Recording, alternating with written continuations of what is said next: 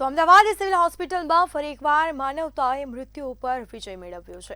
આણંદ જિલ્લાના ઉમરેઠના રહેવાસી 45 વર્ષીય ગિરિવત પરમારના અંગદાન થકી 2 ગંભીર દર્દીઓને નવજીવન પ્રાપ્ત થયું। નડિયાદ નજીક સર્જાયેલી એક માર્ગ અકસ્માતમાં ગિરવતભાઈના માથાના ભાગે ગંભીર ઈજા પહોંચી, જેમાં પ્રથમ નડિયાદ અને ત્યારબાદ વધુ સારવાર માટે તેમને અમદાવાદ સિવિલ હોસ્પિટલ દાખલ કરવામાં આવ્યા। તબીબો દ્વારા સતત સઘન સારવાર આપવા છતાં પણ તેમને બ્રેન ડેડ જાહેર કરવામાં આવ્યા છે। જો કે પરિવારે શોકને બાજુ પર મૂકીને અંગદાનનો નિર્ણય લીધો છે। ગિરિવતભાઈના અંગદાન દ્વારા મળેલું લીવર અને એક કિડની જરૂરિયાતમંદ દર્દીઓમાં પ્રત્યારોપિત કરવામાં આવશે।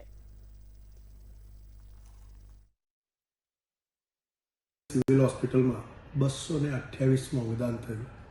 એના વિશે વાત કરીશ તો 45 વર્ષીય પુરુષ ગિરવતભાઈ પરમાર, જે અરધી ગામ ઉમરેઠના રહેવાસી, રોડ ટ્રાફિક એક્સિડન્ટ થતાં બ્રેન્ડેડ થયા અને એમના પરિવારમાં એમના પત્ની અને એક જુવાન પુત્ર એ બંને એવો નિર્ણય લીધો કે અમારે અંગદાન કરવું છે અને ગિરવતભાઈ તરફથી સિવિલ હોસ્પિટલને એક લીવર અને એક કિડની દાનમાં મળ્યા, જે કોઈ અજાણ્યા 2 લોકોને નવજીવન આપશે।